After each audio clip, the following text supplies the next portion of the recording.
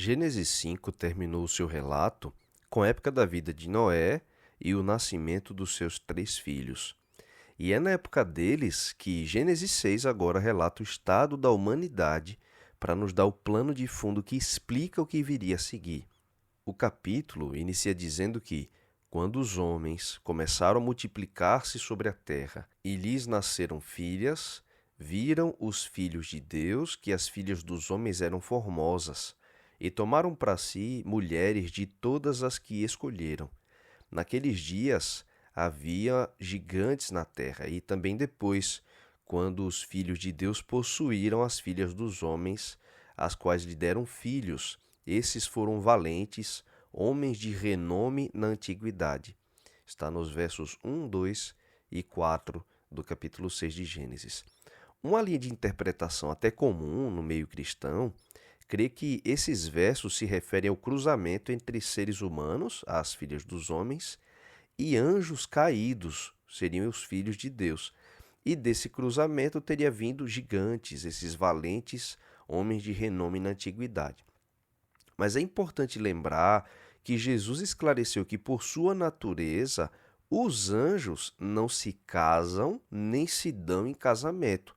Por serem seres espirituais, não faz sentido imaginar que anjos teriam relações sexuais com seres humanos, mas há muita gente que crê nessa linha de interpretação. Na verdade, o capítulo está fazendo uma referência à mistura das duas linhas de descendência, que a gente viu no capítulo anterior. Os filhos de Deus, da descendência de Sete, eram os que temiam ao Senhor. Eles viram as filhas dos homens, da descendência de Caim, que foi rebelde ao Senhor, e essas duas linhas se misturaram.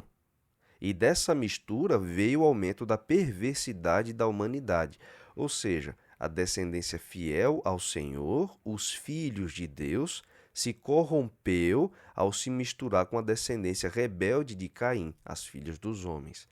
Como resultado, vai dizer Gênesis no verso 5 que viu o Senhor que era grande a maldade do homem na terra, e que toda a imaginação dos pensamentos de seu coração era má continuamente.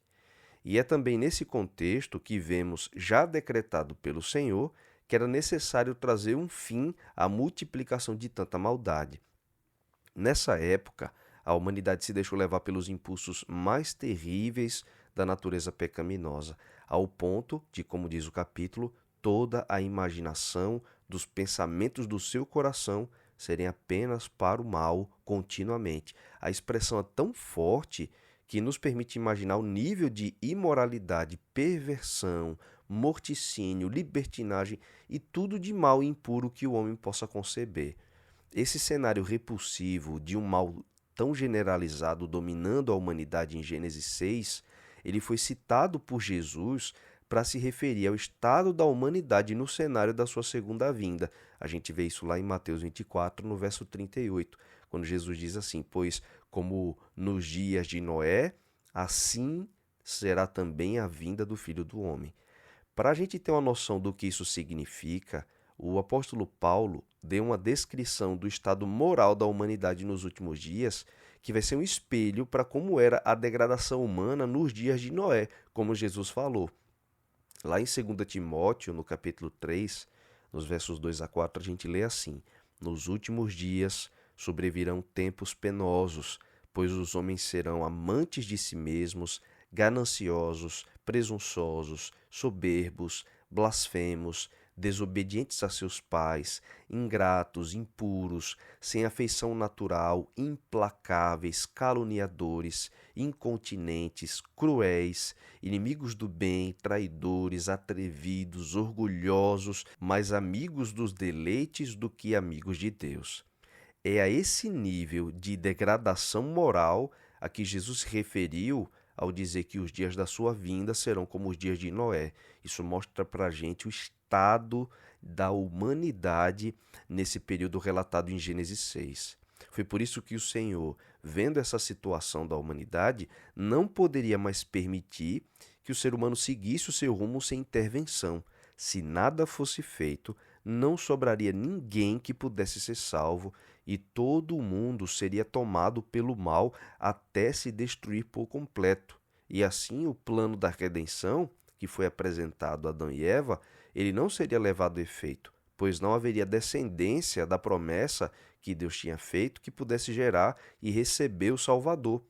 Ao ver o tamanho mal sobre a terra, Gênesis 6 nos traz uma das afirmações mais tristes de toda a Bíblia. Está nos versos 5 e 6, dizendo assim: Viu o Senhor que era grande a maldade do homem na terra, e que toda a imaginação dos pensamentos do seu coração era má continuamente. Então arrependeu-se o Senhor de haver feito o homem na terra, e isso lhe pesou no coração. A Nova Versão Internacional expressa esse finalzinho dizendo assim: isso lhe cortou o coração. E a NVT, a Nova Versão Transformadora, diz que isso lhe causou imensa tristeza.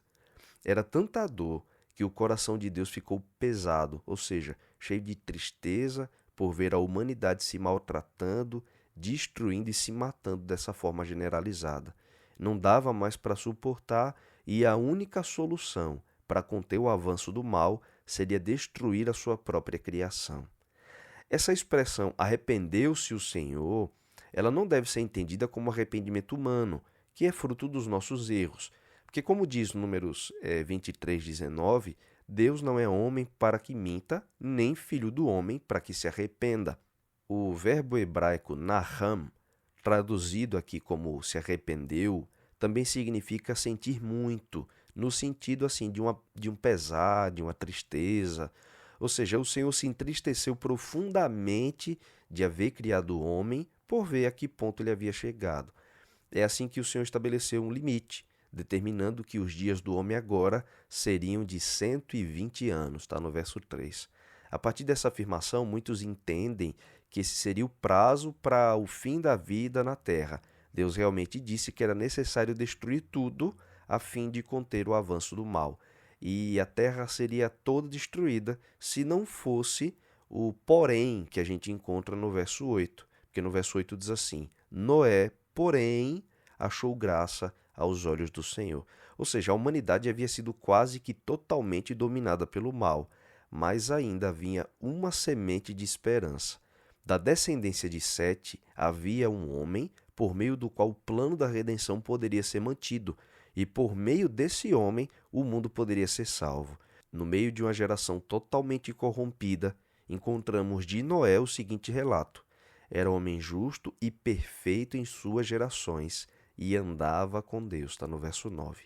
Esse final explica por que Noé era um homem justo e íntegro entre as pessoas da sua época que tinham toda a inclinação dos pensamentos de seus corações continuamente para o mal.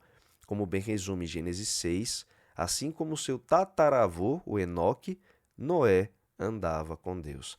Mas se o Senhor escolhesse arrebatar Noé, como fez com Enoque, então a terra toda de fato seria destruída, afinal não haveria mais nenhuma descendência de justos por meio da qual Deus pudesse levar adiante o plano da redenção para salvar a humanidade.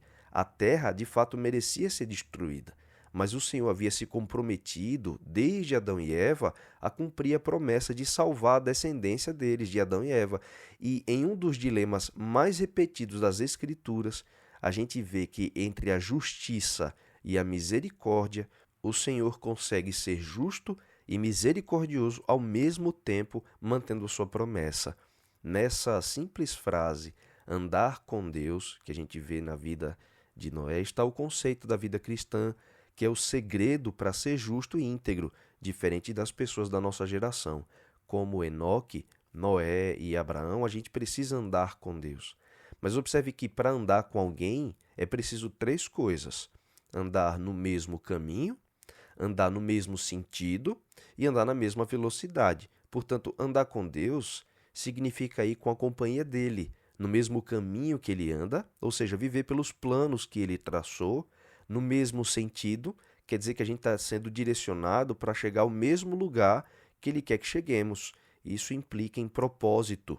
E na mesma velocidade implica em que submetemos a nossa vontade ao tempo de Deus. Mesmo que algo seja bom em si, só será bom para nós no tempo que Deus quer que o alcancemos. Para andar com alguém, a gente precisa estar alinhado nessas três dimensões. Precisamos andar no mesmo caminho, na mesma direção e ao mesmo tempo para andar com a pessoa. Eu não posso andar com alguém se eu estou seguindo um caminho diferente. Eu não posso andar com alguém ainda que eu esteja no mesmo caminho, mas na direção oposta. E eu não posso andar com alguém mesmo que eu esteja no mesmo caminho, na mesma direção, mas no outro ritmo. Essas três coisas precisam estar alinhadas para que a gente possa andar com alguém. Esses aspectos, é por isso que essa expressão é interessante, esses aspectos permeavam a vida de Noé. Diferentemente das pessoas da sua época, ele andava com Deus. Esse mesmo conceito de andar com Deus, ele é repetido na vida de Abraão, por exemplo. Diz lá, Gênesis 17, verso 1, quando Abraão tinha 99 anos, o Senhor lhe apareceu e lhe falou: Eu sou Deus onipotente, anda na minha presença e sê perfeito. É esse andar com Deus, na sua presença, que confere ao homem justiça e integridade, que confere perfeição.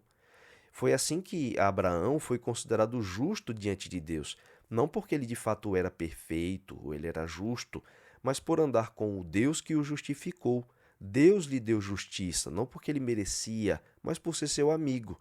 Moisés também entendia a importância disso quando intercedia pelo povo de Israel e disse ao Senhor, lá em Êxodo 33, verso 16: Acaso não é por andares tu conosco, de modo a sermos separados, eu e o teu povo, de todos os povos que há sobre a face da terra? Note que Moisés entendia que o que fazia diferença para o povo de Israel era Deus andar com eles. Então, andar com Deus e Ele conosco é o que nos faz separados de todos os povos desse mundo.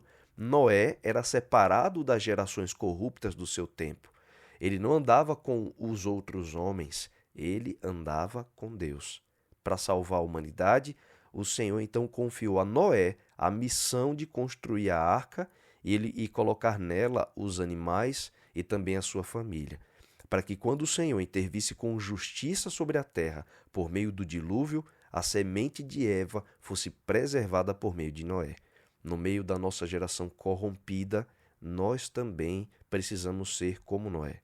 E a nossa casa como a arca, andando com Deus no mundo que afunda, mas preservados pela promessa da sua misericórdia.